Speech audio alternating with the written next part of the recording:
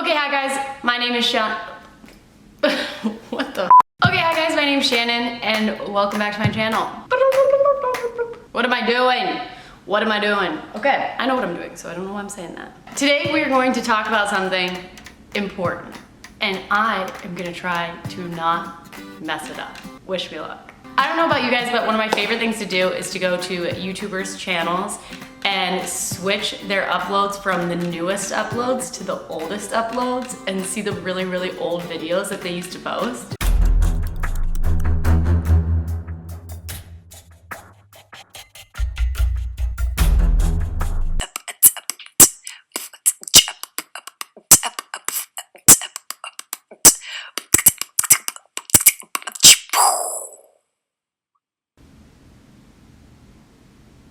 You will find some gems. Recently I did it to myself, and I watched this video I made like 4 years ago called Apples versus Bananas. Although the quality of the video is horrible.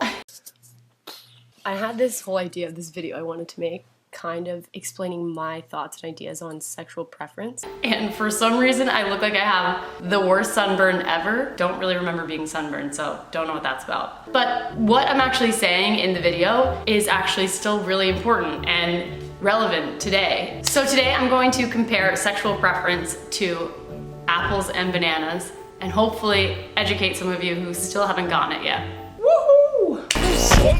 Bananas, B-A-N-A-N-A-N. Before I start, I just want to make a disclaimer. The word sexual preference has been deemed to be semi-offensive because the word preference implies choice. The better word to use is sexual orientation. But for the sake of this video and the comparison that I'm gonna make, it makes more sense to use the word preference. And so there are non-choice preferences, biological preferences, and that is the preference that I'm referring to throughout this video. AKA, I do not think sexuality is a choice. So scientists have done research and they have discovered that there's a siren going. That's what they've discovered. Shh. Okay, so just like sexual preference is a non-choice biological preference, scientists have been doing research for a few years now about how food preferences might actually be biological, and there are things that are genetically about us that make us more inclined to like one food over a different food. I'm gonna put the research in the description below. It's not really relevant to this video, but I just wanted to say that sexual preference and food preferences may both possibly be non-choice biological preferences. With that, let's get to the video. Let's start with food and apples and bananas and my personal preference for them. I hate bananas. I've always hated bananas. I don't know why I hate bananas, but I really, really hate bananas. Maybe it's genetic, I don't know. So if someone asked me if I wanted an apple or a banana, I will 99.9999999% of the time pick an apple. On the other hand, there might be people who don't like apples and would pick a banana 99.99999% of the time.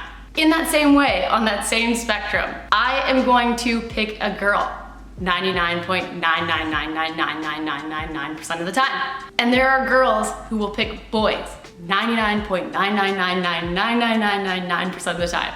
So in science, those two ends of this spectrum are considered the extremes. And I think we can agree that you are actually more likely to find a person who is going to eat an apple 60% of the time and a banana 40% of the time, or an apple 50% of the time and a banana 50% of the time, or a banana 80% of the time and an apple 20% of the time, or any combination of those two numbers, percentages.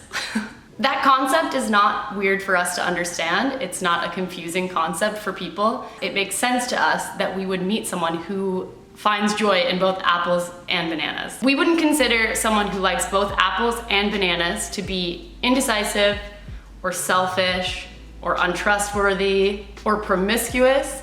We would just think, wow, that person likes both apples and bananas.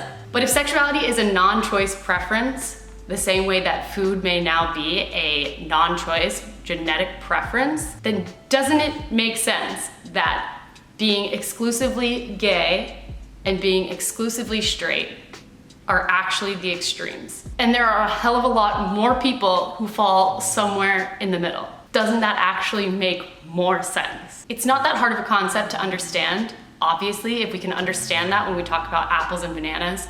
But for some reason, when we're talking about boys and girls and sexuality, we still have not fully come to this conclusion as a society that that makes sense, that someone might actually find joy in dating a boy or a girl. I think a lot of that has to do with stereotypes. And the same stereotypes I talked about 4 years ago are the same ones I'm going to talk about today, because they have not changed. If we could stop thinking about bisexual girls as being attention-seeking girls kissing other girls at parties, and if we could stop thinking about bisexual boys just being half-closeted, and finally wrap our heads around the fact that when a bi girl is dating a boy, she is still bi.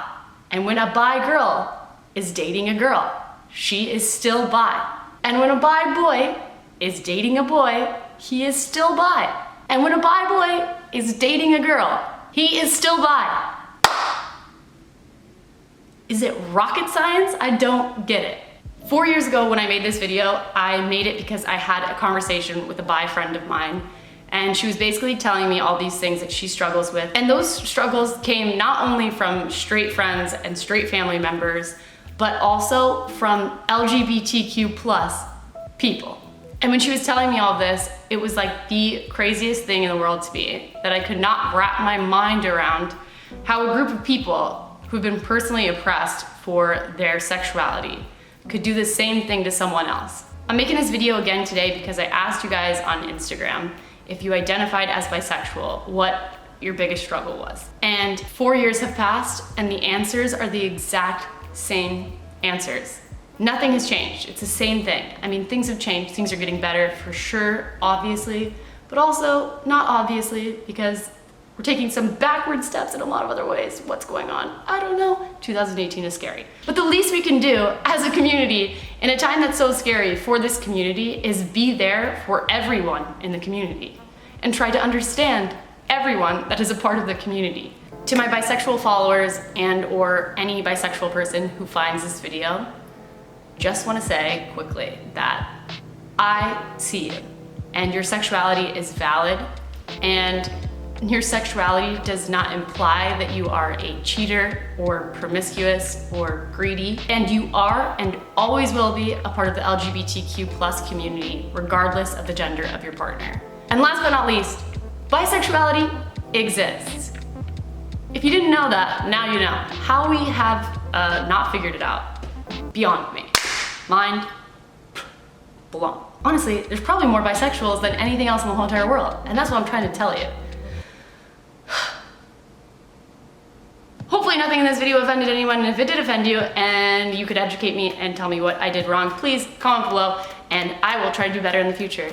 Also, if you're watching this, I have just posted a bunch of new clothes to my DEPOP shop, which I've never done before, so if you want to buy some of my thrifted clothes because my closet is too full of them, the link is in the description below. And so are all the links to my Instagram, my Twitter, my Spotify, and whatever else the kids are doing. Should I start a TikTok? No, stop. Also, my merch store is all still live. If you guys want to get some of my merch, it is all available. The whole store, the whole thing is up. So up to you though, or you could just not do anything and have a good day. I hope I wasn't focused. Love ya. See ya. Woo. I want to hear what y'all's ideas are about sexual preference, and I just think it's an interesting thing to talk about, and I like getting new ideas and opinions about it, so leave me a comment. Eyebrows a little messed up.